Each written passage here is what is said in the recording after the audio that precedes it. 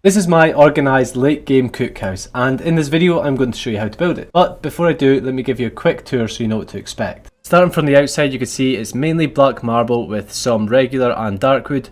We're making use of the hexagonal door. We have this really organised layout filled with 4 fermenters, 2 hearths, 4 ovens and 2 cauldrons. In the back we have this vault-like store filled to the brim with black metal chests and a skylight. So it's quite a simple build, but it's very efficient for all of your cooking needs, and it can definitely support multiple players if you happen to be playing in a bigger party. Here it is again from the front, and now that you know what to expect, let's get into the build part of the video. So the first thing you need to do is lay out the foundations. This is what it's going to look like. The bottom square is an 8x8 and the top rectangle is 4 wide by 3 deep. Once you've got this laid out, you're going to grab your black marble 2x1s and lay it down in the bottom left corner in the lengthways of the structure. What this is going to allow you to do is place 2 more 2x1s and then your black marble plinth, and you're going to want to do this in every single corner. Once you're done, you should have a layout like this at the front of the structure and also at the back of the 8x8 floor plan layout. Now of course you don't need to do it at the back area because this is just going to be a store, but once you have this you can start to connect these corner pieces down the length of the structure, and we're going to build these walls 3 high. So staggering your 2x1 pieces, start to build up the way, and once you're done it should look like this. Now at this stage you can jump up top and fill in the rest of the outline for the front entrance. That's going to be the black marble cornices, creating this hexagonal shape at the front door. Now at the entrances we're actually going to be building 4 high, so you can start that off with the black marble 1x1, then a 2x1 above that, and across the top of the door like this. Do the exact same at the back, so it's 2 black marble cornices, a 1x1, and then 4 2x1s along the top. Once you're done, you should be left with this. Now at this stage we can start to work on the internal walls, but just to make this easier I'm going to place down the hearths on either side in the middle of the structure.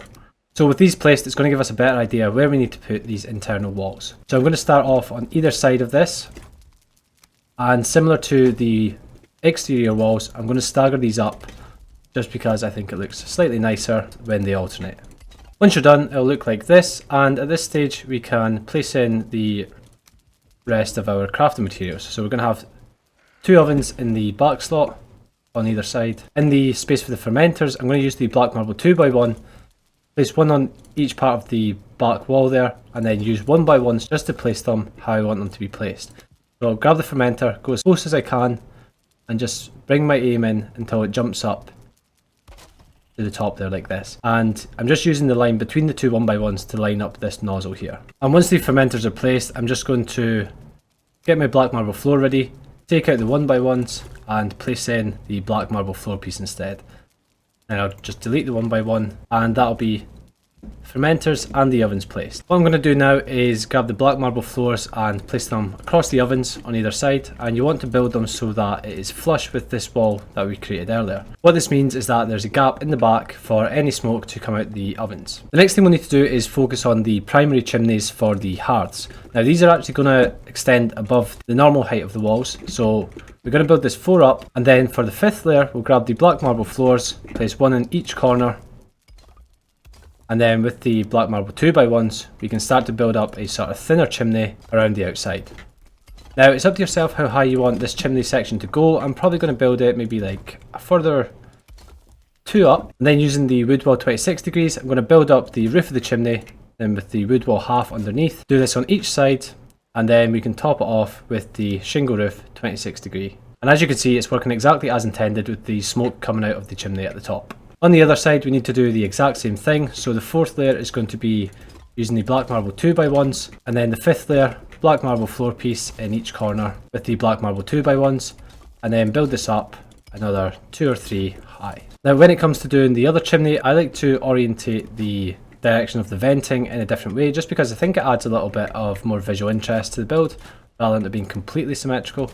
So I'm just going to face this towards the back of the structure now, and again fill in the gaps with the shingle roof 26 degrees. So now that we have the structure for the main body of the build, it's time to start on the vault area that's going to be the store at the back of the build.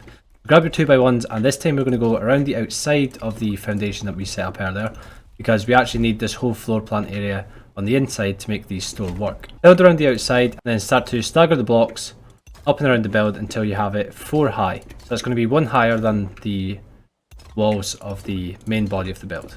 Once you're done, it should look like this, and you can use the 1x1 just to fill in any gaps that are left over. I'm also going to place in a 1x1 just here, because otherwise some light's going to shine through here and it's going to just annoy me generally.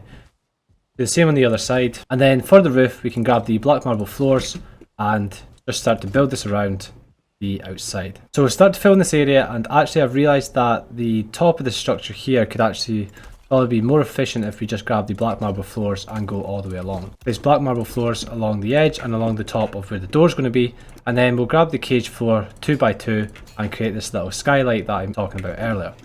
Now I'm going to fill in the store, so we're going to be building around the back left and right corners of the floor like this, and then the rest of the space is going to be filled up with chests. So we'll place the walls in just following the lines of the floor, and then we'll place in shelves all the way up and down each side of this. And actually you don't need the wood walls in the middle, but I do normally use them as a way to make sure that my chests are aligned. Now we can grab the black metal chest and place these in all the way up the structure. I like to make sure these are placed with this little circle just protruding through the end of the walls here. So go around the bottom 2 rows first and place in all these chests, and then for the top chest you're probably going to need to make use of either the stairs or the ladders. So I'm going to use the wood ladders here. I'll place it just at the front entrance, and then that should allow me to easily place in all the other chests that I've been missing from earlier. Once you're done, it should look like this, and I don't know why, but I think this looks exactly like a vault.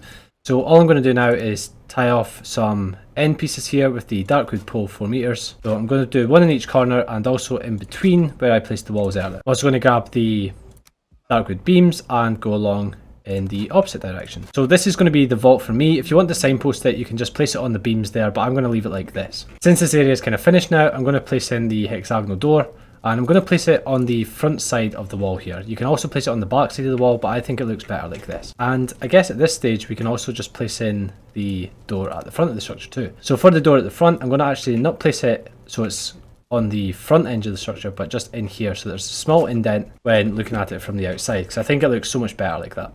At the front of the structure I'm going to place in a couple of black marble floors and black marble stairs up to the entrance, and then I'll grab a black marble 2x1 and place one on either side, and then grab the cage wall 1x1 and build around a little fence here, and I'll also build out ever so slightly at the side of the stairs. You can grab your darkwood poles and build some around the sides of the structure here, and that will probably do us for now until we start to add detail with the roof. So at this stage we're pretty much ready to jump onto the roof. So find a way to jump up to the wall level and grab your shingle roof 26 degrees. Above the fermenters you're going to want to lock onto the back wall, and we're going to build 2 high. So just like that. Do the exact same on the other side, and you should have this slight overhang at the front of the structure.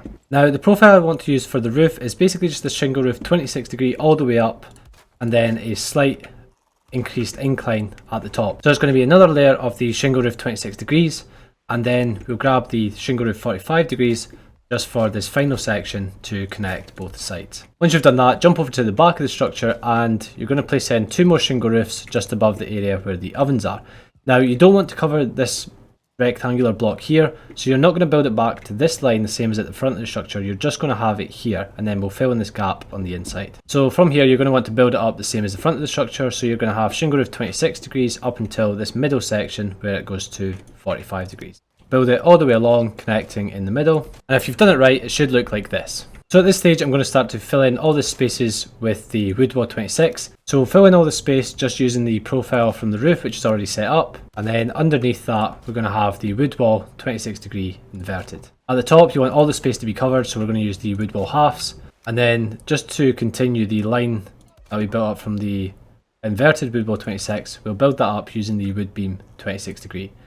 We're going to place a little cross at the top, and then we'll create an overhang for the front entrance just off the top here. So that's going to be 2 shingle roof 26 degrees coming down, and then with the darkwood arch we will support the end of the roof just like this. To make that look normal we'll place in the darkwood pole underneath, and I think this is looking pretty good. One way I would make it better is just by putting a trim along the top of the overhang here, and on the one behind I'm just going to use the regular wood. With the regular wood of course I could put the cross on the top here and then build down along the other side. I'm also going to put a cross just slightly back, and you might just need to take out a shingle roof piece just to do that. Now for the back of the structure, just follow the same idea. Use the profile of the roof and basically build up using the wood wall 45 or 26. Along the top of the roof for decoration, I'm going to fill it in with the wood beam 2 meters. And then what I'm going to do is basically go across the top of the wood beam that I just placed in and place in a cage wall 1 by 1 along the top of the beam. And when you're done, you're going to be able to see such a difference that makes along the top of your structure, especially with the darkwood roof. Now from the inside, we need to fill in all these gaps that we left. So grabbing your darkwood 1 by 1, I'm actually going to take out this corner piece here and build it back like that and then along. And then at the front here, again, I'm going to take out this 1 by 1 and place in a 2 by 1 in its place. Now we should have blocked all the outside light from coming in, and then we can grab our Diverga lanterns and just kind of place this wherever we feel is beneficial. So I'm going to place one on either side of the hearths and also around the outside of the doors on either side. Now we can start to place in some of our crafting materials. So at the hearths, grab your cauldrons, place it so that your legs are facing the front like this, so you have 2 legs running straight along the front, and placing the cauldron at either side. From here we can place in the butcher's table on the right. We're going to have the pots and pans on the inside wall here, like this. The spice rack hanging from the roof, of course. And then we'll have the mortar and pestle just on the top of the hearth wall, like this. So that's that for that side. And then on the other side, I'm just going to grab the iron cooking station and just have it as simple as that. Of course, if you want to add some extra decorations, you can use some of the cauldron improvements on this side as well, but I'm going to leave it like this for now. Now, I don't want the carpet itself to be coming out into the front of the structure, but I do want it to be inside the structure and in the vault. I'm going to have it as close to the front door as I can, and basically just running through the middle of the structure like this. Okay, so this is looking good to me now. The only thing that I'd done on the original build was put some decorations on the outside wall here. So I'm going to have some of the vertical item stands, one on either side, and then place in a couple of banded shields like this.